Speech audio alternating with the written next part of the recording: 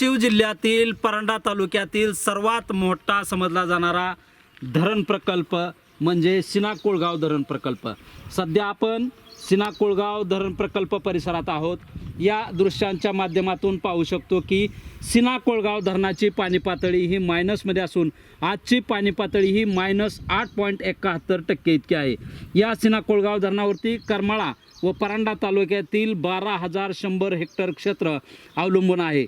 सीना-कोळगाव धरणाची जी पाणी क्षमता आहे ती 150.49 दलघमी इतकी पाण्याची क्षमता आहे। या सीना-कोळगाव धरणात पाणी येणाऱ्या मेहकरी, कौतकी, खैरी, विंचरणा या नद्या व करमाळा तालुक्यातील मांगी तलाव या पाणलोट क्षेत्रामध्ये मोठ्या प्रमाणात पाऊस न झाल्याने सीना-कोळगाव धरण अद्यापही मायनसमध्ये आहे।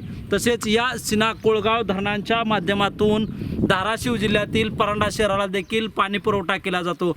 आपण पाहतो की इकडं पुणे असेल, कोल्हापूर असेल, येथे ठिकठिकाणी नद्यांना मोठे महापूर येतानाचं चित्र आपल्याला पाहायला मिळतं आहे।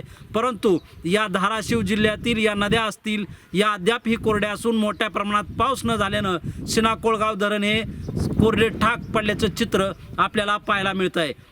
नक्कीच परतीच्या पावसानं या सीना-कोळगाव धरण हे भरेल अशी आशा या भागातील शेतकऱ्यांना आहे। कॅमेरामन हर्षवर्धन गाडेसह शीतलकुमार मोटे, TV9 मराठी, सीना-कोळगाव, परंडा।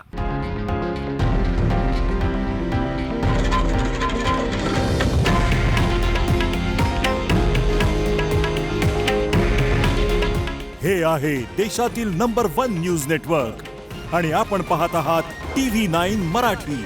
काळजी तुमची, हित महाराष्ट्राचं।